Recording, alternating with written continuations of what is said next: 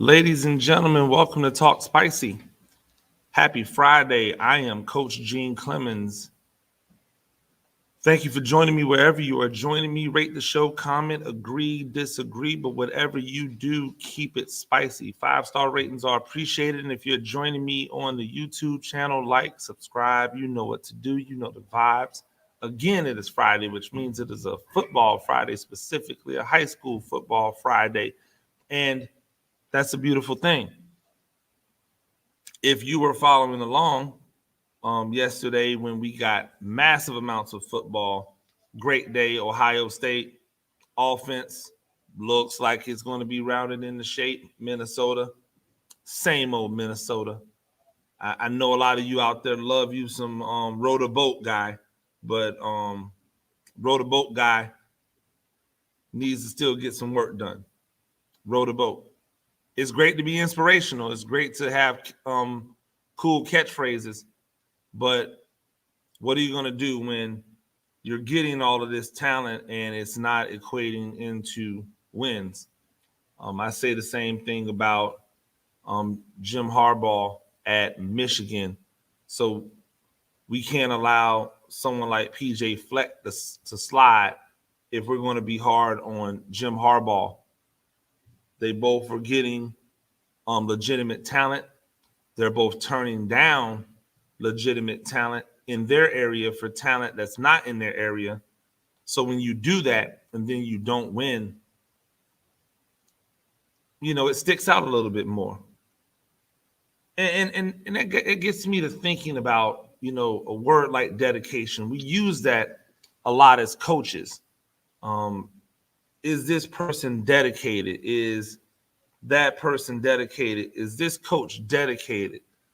Are those players dedicated?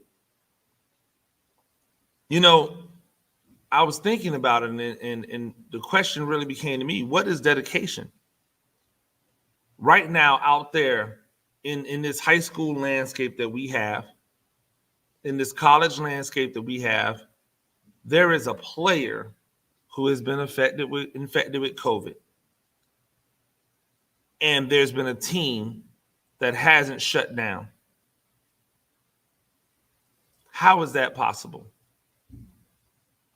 Coaches, are you really dedicated if you're willing to sacrifice the health and safety of your team just to play a game?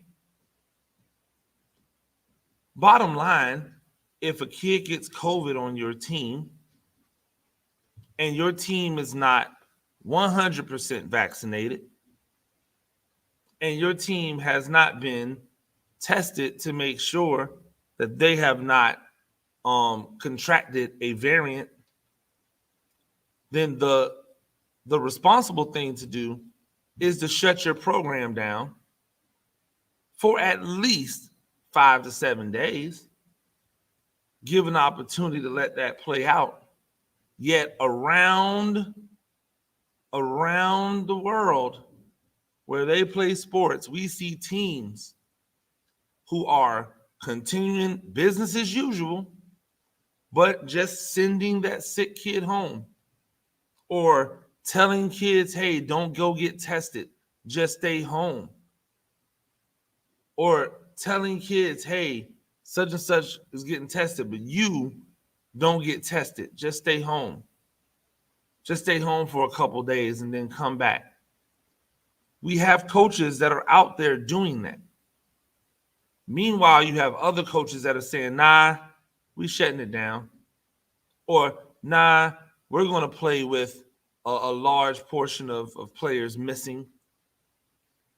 But at the end of the day, if you're dealing, there is no way to say there's no close contact.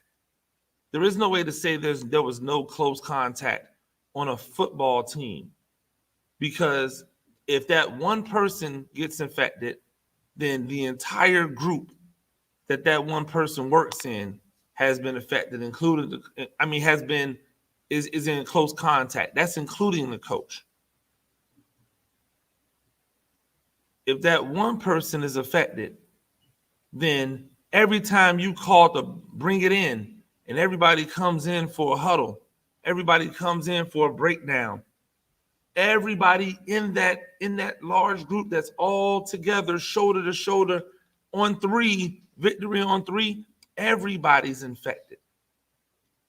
Or everybody has the potential to be infected. Is that really dedication? The willingness to put yourself in harm's way, is that really dedication? The desire to put your team in harm's way, is that really dedication? Is that what we're really saying? And I'm not calling out names. This isn't directed at anyone particular, but my tentacles and my reach reach much further than where I sleep. They reach much further than where I coach at. I'm talking about Florida. I'm talking about New England. I'm talking about Arkansas. I'm talking about Texas, Louisiana, places where I know that there's a coach out there who has a positive, 2 positives, 3 positives on their team. Then they're just like, hey, just stay home. Don't report. How you feeling? You feeling okay? Just stay home. Don't go get tested. Don't make me have to report it, because then now it's going to get taken out of my hands. Now somebody else is going to shut my program down. But guess what? Someone else shouldn't have to shut your program down. You, as the leader, as the person in charge, should say, guess what? This is bigger than a game.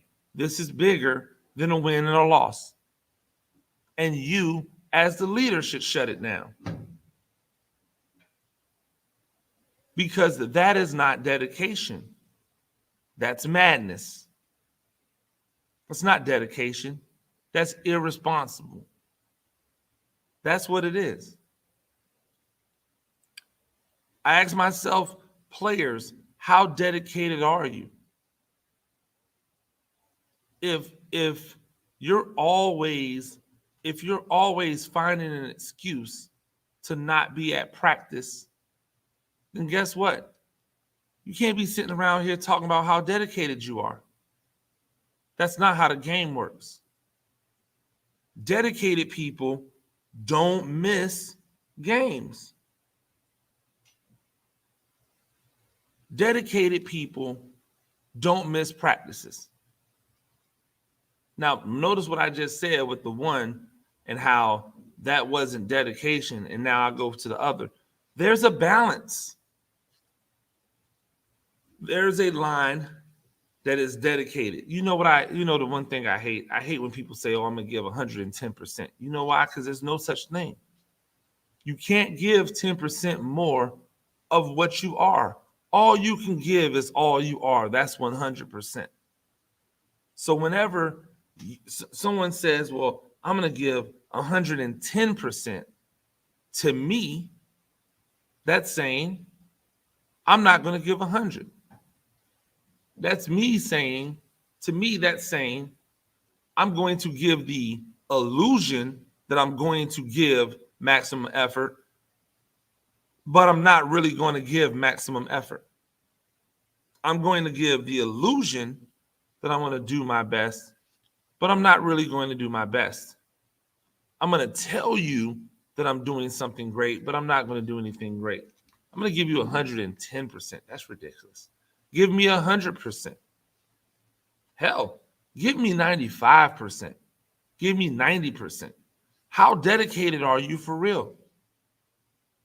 If you are missing practices for things that your coach can't actually quantify, you're probably not that dedicated. If you have an injury that you have not seen the trainer about, you're probably not that dedicated. If you have appointments that you have to go to every week during school time, you're probably not that dedicated. Now, on the football field, it's going to cost you, You're not going to be as good. The coach can't rely on you. The team can't rely on you. You're probably not going to know what you're doing. And then that transitions into your life. Because if you're not dedicated on the football field, you're not building the stamina of dedication. Dedication takes work. Anybody that's married will tell you that. Dedication takes work. A man who's dedicated to his wife, a wife who's dedicated to her husband, that takes work. That takes stamina. You have to build up that stamina to not leave when he's getting on your darn nerves. To be able to learn how to deal with his snoring. To understand how to deal when she's not having a good day. That takes stamina. It builds up over time. You're not born with that.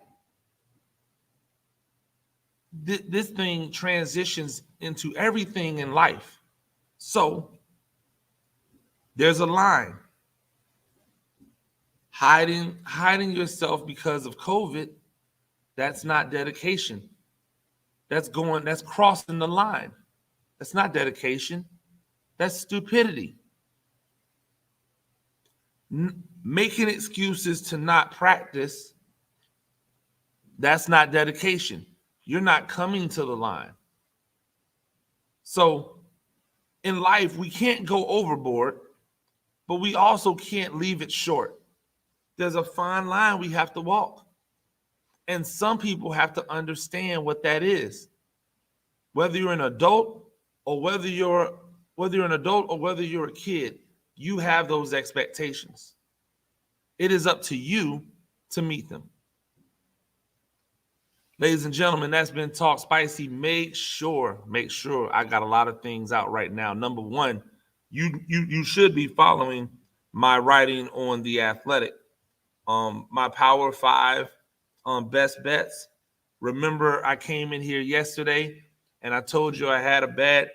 I lost that first game of the year. And then yesterday, I came out with like gangbusters. I came out on fire. Oh, yes, ladies and gentlemen. When I told you I was picking them, I was picking them. Yes, sir. I gave you the guaranteed locks, the big favorites. I told you Coastal Carolina would slaughter the Citadel. Guess what? They slaughtered them. I told you Buffalo would mollywop Wagner. They mollywopped them. I told you that Florida International would beat the hell out of Long Island. Guess what? They beat the hell out of Long Island. Ain't that crazy? I know, right? I told you that Eastern Washington, UNLV opened, by the way. UNLV opened as a 10.5 point favorite. Once the lines closed on Friday. Teachers and students, teachers route 098 has just arrived.